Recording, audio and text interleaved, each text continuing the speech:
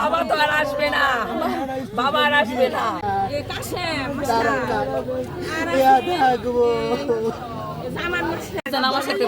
কে কে ছিল সালিশে? সালিশে তাকে ধমকাইছে কে কে? সালিশে ধমকাইছে আমিনুল হক, আর কেউ না। উনি ধমক দিছে, দুইটা ধমক দিছে। আর সাথে ওনার মেয়ে জামাই ছিল, উনিও উত্তেজিত হয়েছে। পরে আমরা বাবারে থামাইছি। বাবা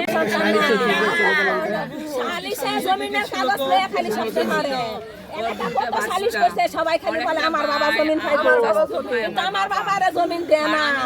আমার বাবারে দখল আছে, এই দখল থেকে দখল দিছে। আমার বাবার ছেলে নাই, আমার বাবা ঘরে যান আমরা মানুষের বাড়ি থাকি। আমার বাবা আমরা সাহস আমার বাবা ওনারা খাইতেছে ভাই, আমাদের জমি ভোগ করে খাইতেছে, আমাদের দিতেছে না ভাই। মানে এই সব নিয়ে ব্যাপার আছে। আমার জমি কাটছে, এই জমি আমাদের, এই জমি কিভাবে কিনছে আগে জমি পয়সা না ওদের অত্যাচারের জেল আমার বাবা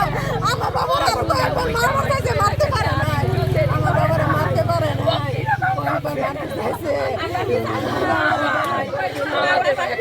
কদিন পর পরে বিচারটা আরো কত কিছু হলো। ছয়টা মেয়ে, কোনো ছেলে নাই, ছেলে নাই দেখে এই সুযোগটাই তারা